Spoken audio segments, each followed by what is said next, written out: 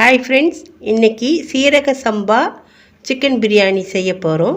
அதுக்கு முதல்ல 2 ஸ்பூன் நெய், கடலெண்ணெய் ஒரு 4 ஸ்பூன் சேர்த்துக்கிட்டு எல்லா ஸ்பைசஸும் சேர்த்து வெங்காயம் உப்பு ரெண்டையும் சேர்த்து நல்லா ப்ரௌன் ஆகிற வரலும் வதக்கி விடணும்.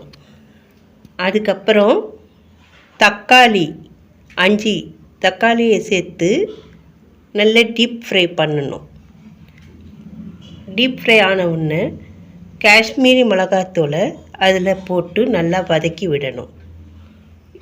இது நல்லா வதங்கும் போதே இஞ்சி பூண்டு பேஸ்ட்டையும் அதோடு சேர்த்து நல்லா வதக்கணும். நல்லா பச்சை வாசம் போகிற வரல வதக்கி முடித்த உடனே 2 கட்டு கொத்தமல்லி புதினா தழை சேர்க்க வேண்டும்.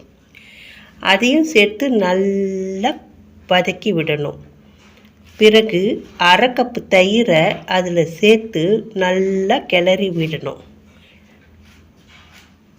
சிக்கன் மசாலா தூளை ஒரு 5 ஸ்பூன் போட்டு சேர்த்து நல்லா வதக்கிட்டு அப்புறம் கழுவி வச்சிருக்க சிக்கனை அதில் சேர்த்து நல்லா வதக்கணும். வதக்கி முடித்த உடனே அது கூட தண்ணி சேர்க்க வேண்டும். தண்ணி சேர்த்து அதோடு மிளகாய் மட்டும் சீரக சம்பா அரிசியை சேர்த்து நன்றாக கொதிக்க விடவும். கொதிக்க விட்டு மூடி போட்டு தம் கட்டவும். தம் கட்டி வெந்தவுடன் நன்றாக கிளறி இறக்கவும். சூப்பரான தம் பிரியாணி ரெடி.